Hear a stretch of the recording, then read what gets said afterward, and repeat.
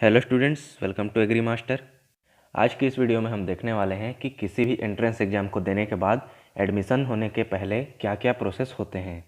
उदाहरण के लिए अगर हम पीपीएचडी का एग्ज़ाम लें तो अभी आपने पीपीएचडी का एग्ज़ाम दिया था, उसके बाद बहुत सारे स्टूडेंट्स का सवाल था कि अब आगे क्या होने वाला है। तो वही सब हम इस वीडियो में डिस्कस करने वाले हैं, तो वीडियो को लास्ट तक ज़रूर देखिएगा। जितने भी प्रोसेस होते हैं वो सारी अभी आपकी स्क्रीन पर आ रहे हैं। एग्ज़ाम के पहले का सारा प्रोसेस आपको मालूम होगा क्योंकि आपने एग्ज़ाम दे रखा है। जैसे कि व्यापम द्वारा पहले डेट शीट जारी किया जाता है, जिसमें एप्लीकेशन का start date, closing date, admit card release होने का डेट और एग्ज़ाम का डेट लिखा रहता है।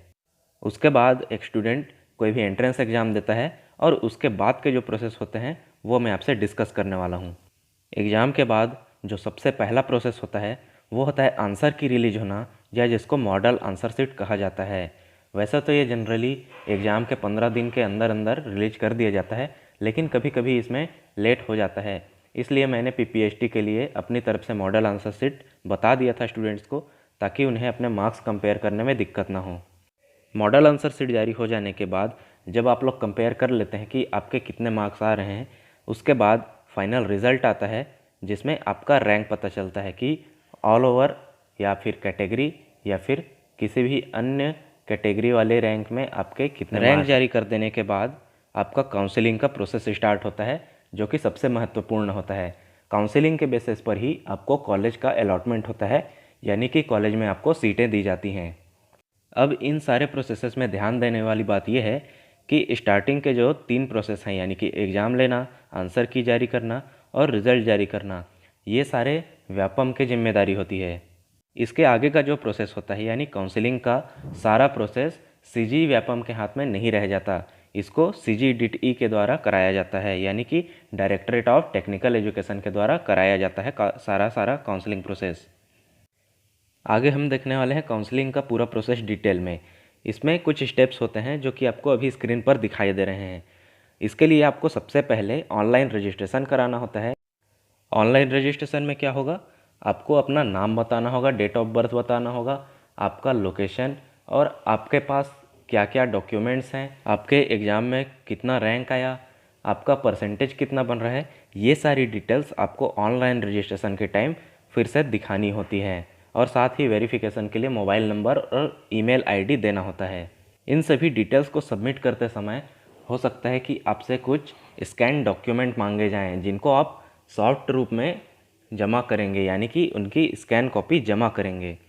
अब आप इसको जो भी जमा करेंगे किसी साइबर कैफ़े में, किसी ऑनलाइन सेंटर में, या अगर आप अपने मोबाइल से भी भरते हैं, तो ये ज़रूरी हो जाता है कि आपने जो कुछ भी सबमिट किया है उसकी हार्ड कॉपी एक बार सीजीडीटी को, यानी कि डायरेक्टरेट ऑफ टेक्निकल एजुकेशन को दिखाई जाए।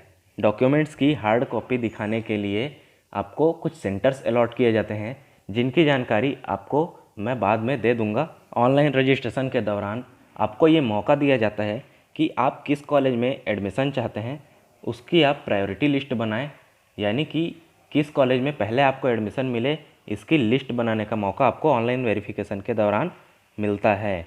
बहुत सारे स्टूडेंट्स को ये प्रोसेस समझ में नहीं आता है, इसलिए इसकी एक अलग से वीडियो बनाकर मैं आपको दिखा दूंगा कि आपको प्रायोरिटी लिस्ट कैसे सेट करनी है, जिससे आपको आपके मनपसंद कॉलेज में एडमिशन मिल सके। इसके बाद आता है सबसे इम्पॉर्टेंट स्टेप, सीट अलॉटमेंट का, यानी कि आपको कॉलेज में सीट अलॉट करने का प्रोसेस। इसमें क्या होता है कि आपका जो भी रैंक रहेगा जो आपने सबमिट किया हुआ है ऑनलाइन रजिस्ट्रेशन के दौरान, तो आपको उस रैंक के अनुसार आपके सिलेक्टेड कॉलेज में प्रायोरिटी वाइज अलॉटमेंट किया जाता है। सीट अलॉटमेंट का प्रोसेस ऑनलाइन रजिस्ट्रेशन और डॉक्यूमेंट वेरिफिकेशन के थोड़े समय के बाद होता है, क्योंकि इसमें बहुत समय लग जाता है।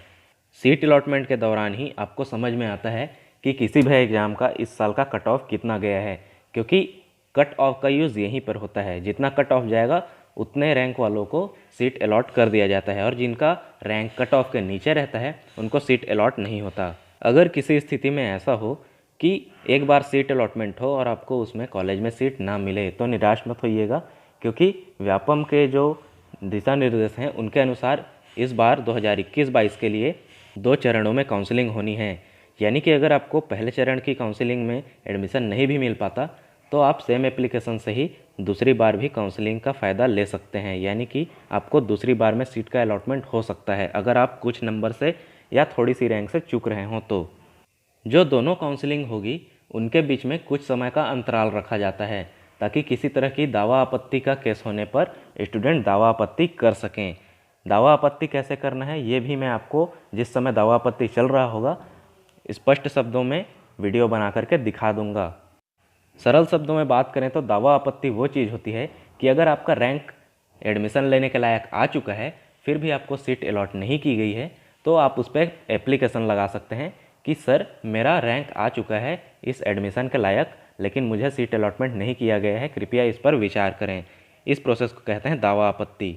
जैसा कि मैंने अभी कहा कि काउंसलिंग 2 चरण में पूरी होनी है, तो दूसरी चरण की काउंसलिंग उन्हीं सीटों पर होती है जो पहले काउंसलिंग में रिक्त रह गई थी।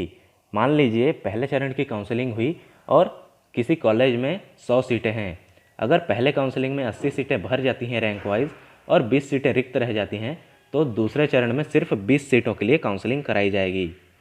अगर किसी कारण से दूसरी काउंसलिंग में भी सीटें रिक्त रह जाती हैं तो इन केस थर्ड काउंसलिंग भी कराई जा सकती है।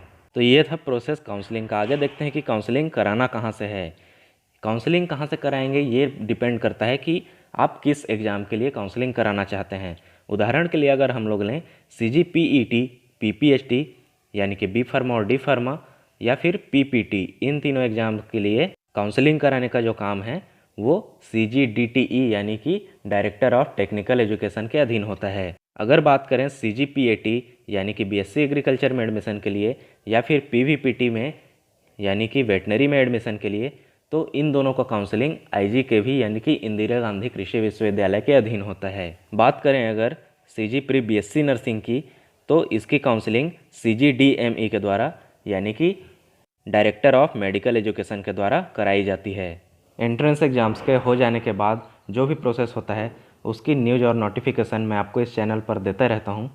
फिर भी अगर मुझसे कोई डिटेल मिस हो जाती है या फिर आपको कुछ लगता है कि कोई जानकारी गलत दी जा रही है तो वो आप कमेंट में बता सकते हैं। इस वीडियो में बताए गए काउंसलिंग और एडमिशन लेने की सारी प्रोसेस के बारे में अगर आपको किसी भी तरह का कोई डाउट रह जाता है या फिर आप कुछ पूछना चाहते हैं तो आप हमसे कमेंट्स में पूछ सकते हैं। इसके अलावा आपके पास कोई सलाह हो कि इस टॉपिक पर वीडियो चाहिए तो वो भी आप हमें कमेंट्स में ज़रूर बताइए।